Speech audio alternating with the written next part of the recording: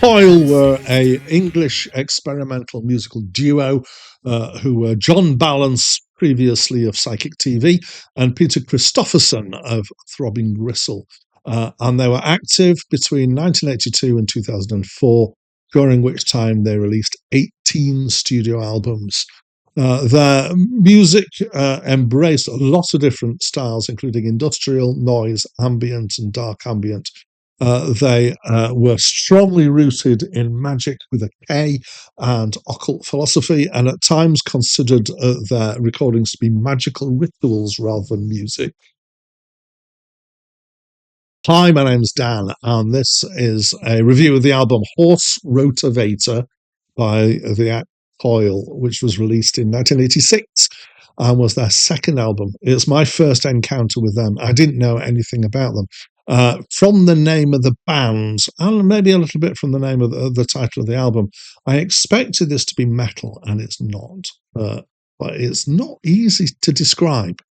So Wikipedia says of them as an act that their music got increasingly hard to describe, and this was only their second album. So maybe I'm glad I'm not reviewing their second last, because maybe it'd be just even harder. I'm going to throw some terms out here. Experimental, that's an easy one to throw in because it just means anything that's really somewhat unusual. Industrial, definitely got some of that going on. Noise drone, got some kind of drony elements in there as well, but also noise elements that basically that means sounds that haven't got a tone involved, so they're less musical. Sound effects, soundscapes, there's rhythms and sometimes simple tunes, and there's a lot heavy use of samples here. I believe the kind of main instrumentation used here is through samplers. I might be wrong. There wasn't a list in the information that I found of what instruments have been played. But some of the samples that are here date it somewhat.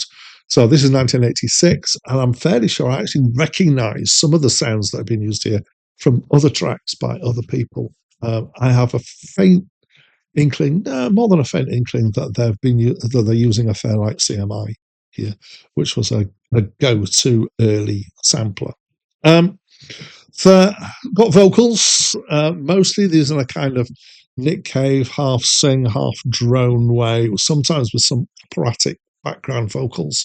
And occasionally, so it's kind of got this doom feeling to it, but occasionally it's more mad and in delivery, kind of more verging on the expression of insanity, I guess. There is the overall feel has this kind of doom-like slowness, kind of gothic sounding, but more experimental than gothic. There's discords, there's noise, there's overlaid sounds, and there's studio effects. It's about the best I can do in describing it. I'll say maybe the other thing is a few albums ago, I reviewed an album by I can't remember the title of that album, and that's very strongly sample based as well. But it was kind of, synth pop electro stuff. This has got similar sounds to it, but it's like a very dark and more atmospheric version of that sort of thing in some ways, I would say. Um, right. It's not a happy or a shiny record. It's more threatening and intoned. And there are unusual things in here. For example, the track Herald doesn't sound like that at all. It sounds like an out-of-tune marching band. So there are things that don't fit with the rest of the pattern. One thing, though, given all this darkness, is how unmetal it is. Is really very much not in that kind of area in sound. And I think at times, because of particularly I think the use of samples, it feels like industrial electronic might be one of the best descriptions.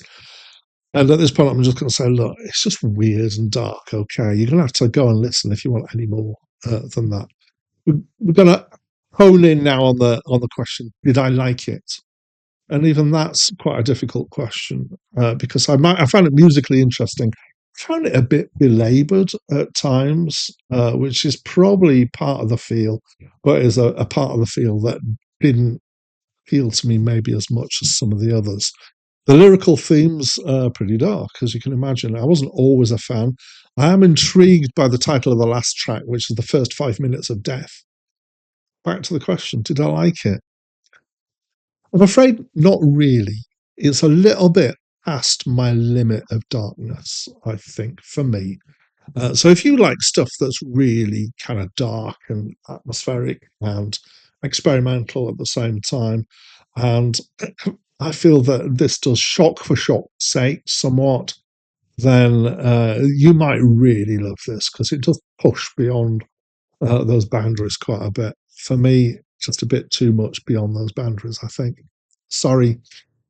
So that's what I think of this album. And as always at this point, I'd love to know what you think of this album. Especially if you've got any more explanation as to what's going on in all the weirdness here. I'd love to hear from you. But, you know, your general impression of this album, of Coil in general, of my review, of the weather, of, yeah, anything. I'd love to hear from you. So please leave me a comment. But that's it from me for now.